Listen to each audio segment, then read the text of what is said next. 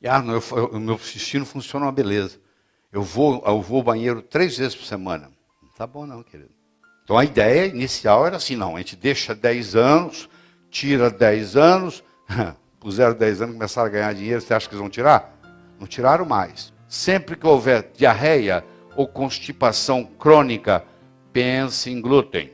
Para quem não sabe, a resistência ao antibiótico ocorre porque a bactéria, ou seja, quem tomou muito antibiótico, tem mais predisposição a câncer, porque elas ficam no seu corpo. Então, quem fez muito uso de antibiótico, o risco de desenvolver câncer é muito maior. Com isso, melhorando o comportamento de crianças com déficit de atenção, mostrando a correlação entre você dar probiótico e melhorar déficit de atenção na escola. Conte pra gente o que o Dr. Lair tem feito em sua vida. É bom para depressão, e a minha filha tinha uma depressão muito grande. Os remédios não faziam efeito quase, mas graças a Deus... Grave um áudio ou vídeo e mande pelo WhatsApp. Vamos lá, todo mundo vendo. Todo mundo vendo. Tô no... O melhor que está tendo. Então eu tenho a doença celíaca ou sensibilidade ao glúten. O sistema imune está comprometido, o intestino está envolvido e tem que ter glúten. Tem que ter glúten, tem que ter intestino envolvido, hiperpermeabilidade, ativação do sistema imune. Mais de 50% dos pacientes com síndrome do intestino irritável são portadores de sensibilidade ao glúten ou doença celíaca. Ou seja, sempre que houver diarreia ou constipação crônica, pense em glúten. Tem queixa? Tenho diarreia. Tem queixa? Tenho constipação. Provavelmente é glúten. Tira para você ver. Melhorou, está feito o diagnóstico. E, não, o meu intestino funciona uma beleza.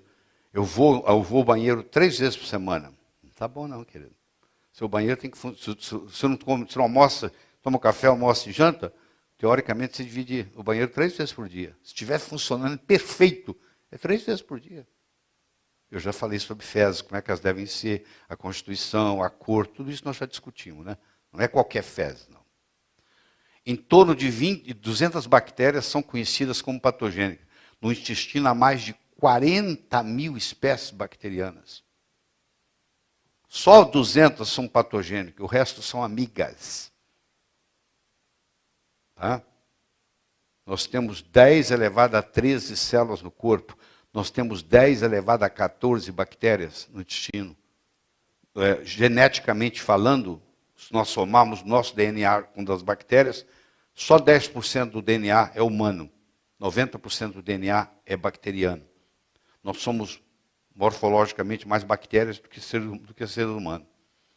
Então a microbiota intestinal ela tem um papel de detoxificação importantíssimo. Ela tem um papel de digestão.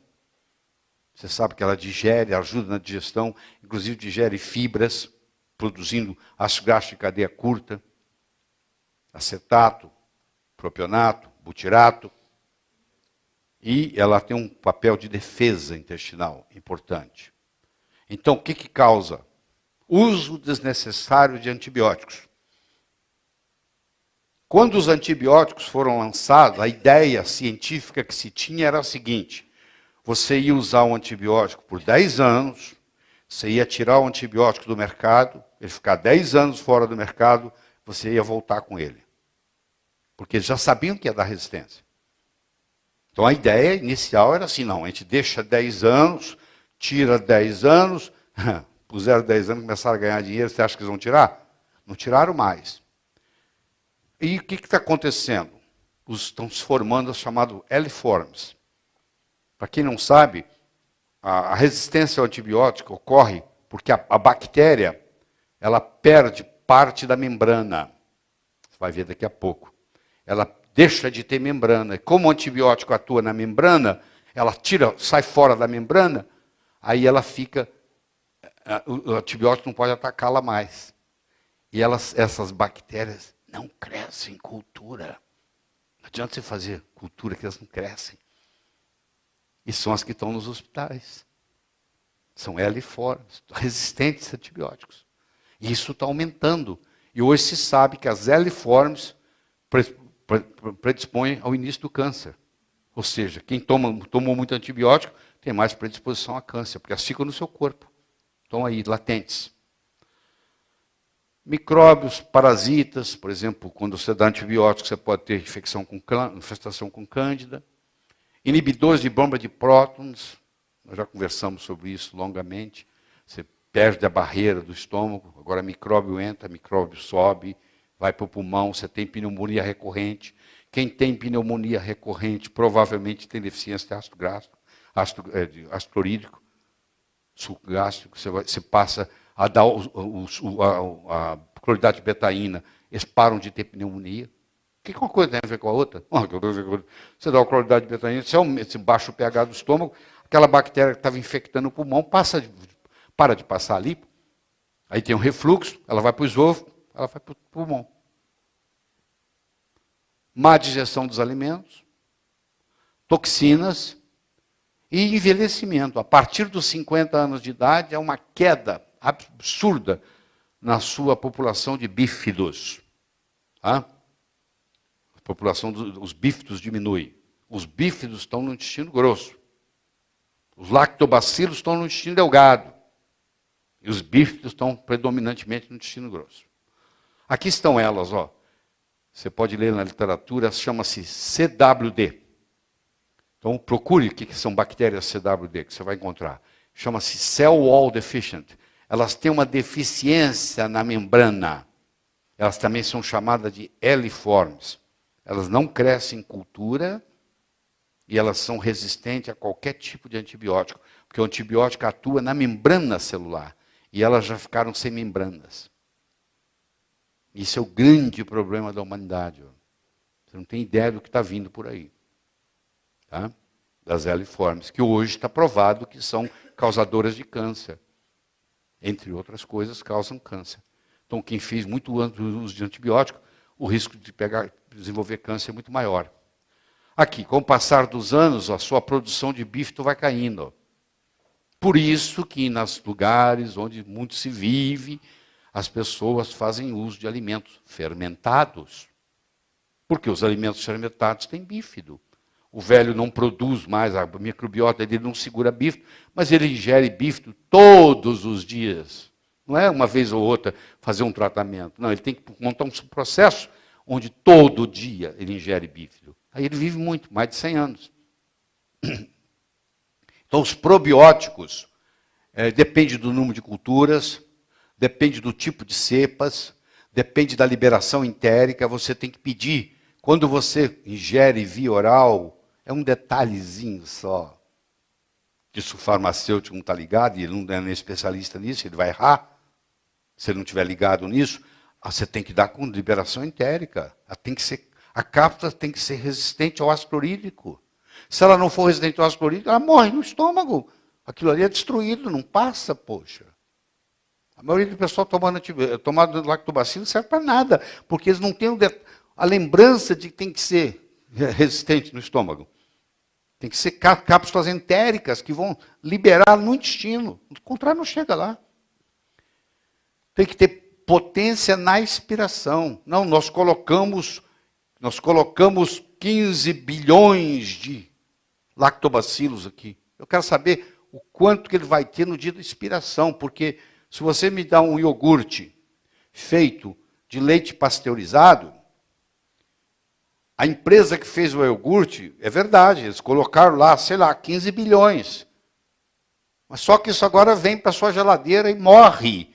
Porque se o leite é pasteurizado, ele não consegue manter vivo. Quando você abre, não tem mais nada. É verdade, ele vai dizer para a Anvisa lá, ó, vem cá para você ver, eu estou colocando 15 bilhões. Não quer dizer nada, ele não vai morrer, não vai chegar na sua mão. Eu quero saber quantas cepas, quantos formadores de cultura você tem na hora da expiração do produto. Ele tem que ter pelo menos 10 cepas diferentes. Ele tem que ser junto de prebiótico, senão ele morre. Ele também come, o alimento dele é prebiótico. A liberação tem que ser entérica. E como eu disse, ó, no intestino delgado predomina os lactobacilos. No intestino grosso predomina o bífido. E tudo tem que ser feito com liberação entérica. Senão não adianta nada. Quando é que você indica profilaticamente pré-probióticos? Quando eu estou tomando antibiótico. Quando eu vou para o ambiente hospitalar. Quando eu estou em viagens. Eu não sei qual a bactéria que eu vou entrar em contato lá, que quem mora lá tem resistência. Por exemplo, o americano vem visitar o México, vem visitar o Brasil, pega diarreia. Porque ele pega uma bactéria que nós estamos resistentes a ela, mas eles não estão. Aí se eles fazem o uso do probiótico, ajuda a não ter infecção. Durante a gravidez. O estresse, processo de envelhecimento, está mais velho, mais você precisa de probiótico. Quanto mais velho, mais você precisa de probiótico.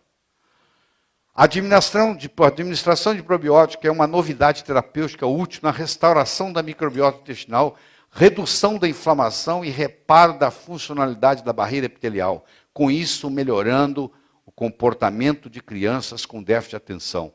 O Dr. Michael Ash publicou em 2011, em inglês, mostrando a correlação entre você dar probiótico e melhorar déficit de atenção na escola. Olha que coisa interessante. Aquilo que eu falei, começa no intestino. Então você faz o probiótico e melhora o déficit de atenção, ao invés de dar Ritalina. O aumento dramático da incidência e severidade de alergia e asma, que cresce em todos os países do mundo, tem a ver com a colonização da microbiota intestinal. Outros fatores ambientais também contribuíram para esse estado atópico. A natureza te dá duas chances para você ter uma microbiota boa. O parto vaginal, quando passa pelo canal do parto, contamina com a flora da vagina da mãe. Se você fez cesárea, nasceu de cesárea, você perdeu essa chance e te dá uma segunda chance, que é a amamentação. Se você perdeu a primeira, não nasceu de cesárea, e perdeu a segunda, não amamentou, aí você vai ter uma predisposição a ter problema de microbiota intestinal. Os trabalhos mostram que se você nasceu de cesárea, não amamentou, por toda a sua vida vai ser uma preocupação sua manter a microbiota. Você tem que estar sempre cuidando dela. Tá? Porque vai ser difícil ela se manter espontaneamente. Então o glúten, qual a nota que você dá de 1 a 10? Qual a nota que você dá de 1 a 10? Eu espero que você ajude a divulgar isso aí. Passa isso para os amigos. Um presente, mandar esse link. Para receber áudios incríveis do Dr. Laí Ribeiro, mande um WhatsApp para 35 9946 8762 com a palavra Eu Quero. e receba conteúdo gratuitamente de um doutor que, sem dúvidas, é o melhor que tá tendo.